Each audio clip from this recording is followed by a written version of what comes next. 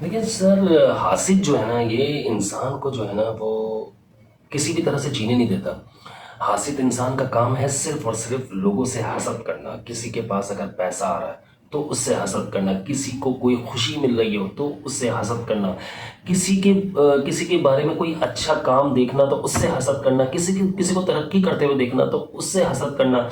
کسی کے گھر میں کوئی نئی چیز آئی تو اس سے حسد کرنا، یہ حاسدوں کا کام ہے۔ اور حاسدوں کی پکڑ بہت سخت ہے، اللہ تعالیٰ انہیں معاف نہیں فرمائے گا،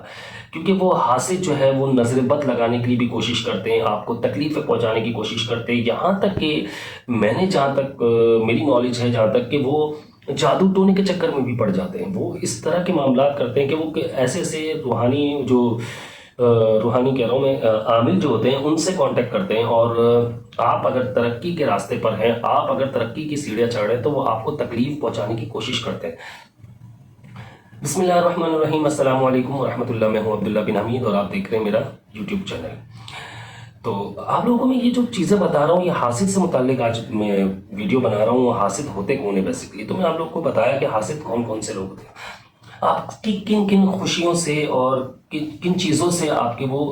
جیلس ہوتے ہیں، حسد کرتے ہیں، اور پھر یہاں تک کہ آپ کو نقصان پہنچانے کی کوشش کرتے ہیں۔ بظاہر تو دیکھیں حاسد جو ہے یہ یاد رکھے گا ہمیشہ کوئی باہر والا نہیں ہوتا، یہ آپ کے ایک جو باؤنڈری ہے آپ کی، چاہے وہ آپ کے ریلیٹیوز ہیں، چاہے آپ کے فرینڈ سرکلز ہیں، چاہے آپ کے سبلنگس ہیں،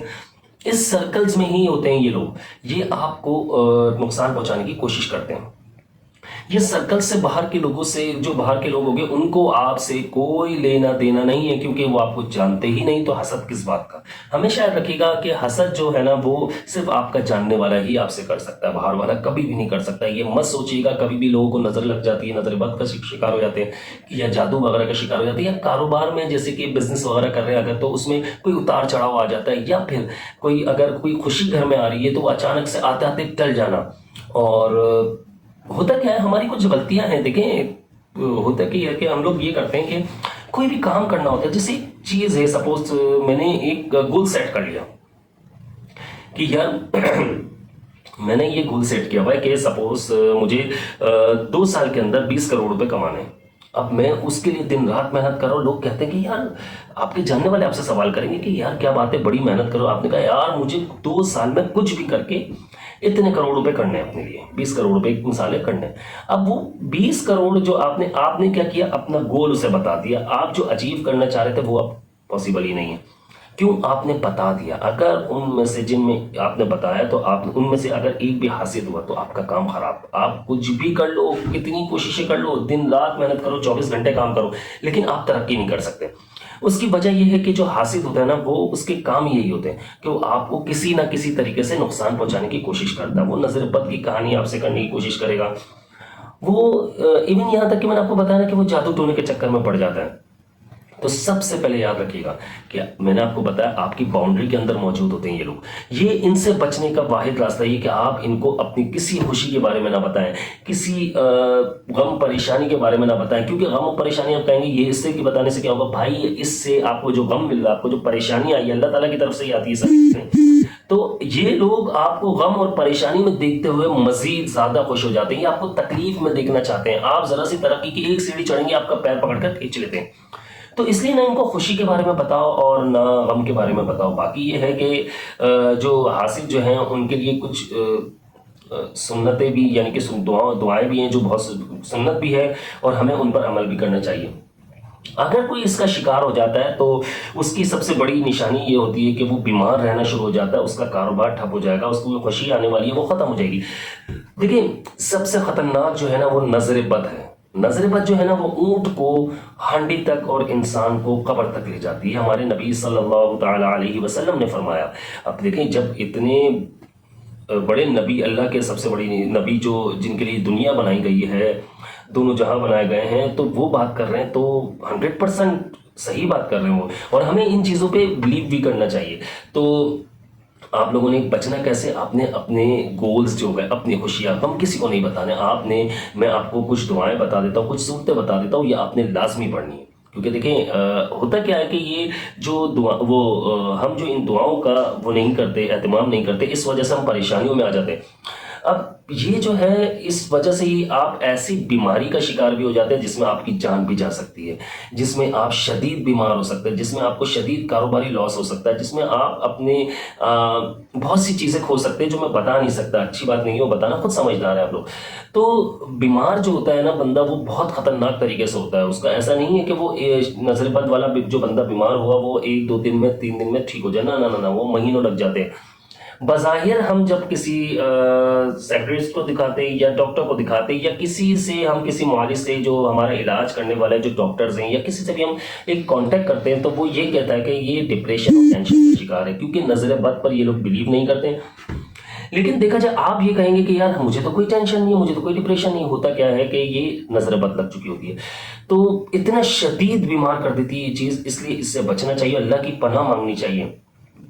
اس کے لیے میں آپ لوگوں کو کچھ چیزیں بتا دیتا ہوں، بہت پاورفل ہے اور بہت کام کی چیزیں ہیں۔ میں دیکھیں اگر میں کوئی چیز بتا رہا ہوں تو میں نے آپ کو پہلے بھی بتا چکا ہوں کافی ویڈیوز میں کوئی روحانی وہ نہیں ہوں، عابد وغیرہ یا روحانی بابا وغیرہ تو نہیں ہوں، لیکن کچھ چیزیں ایسی ہیں جو ہم اگر قرآن پاک پڑھیں تو اللہ پاک نے ساری چیزیں ایسی ہیں کہ ایک کتاب اللہ پاک کی جو ہم اسلام سے اللہ پر کامل یقین، اور اسلام ہمارا مذہب ہے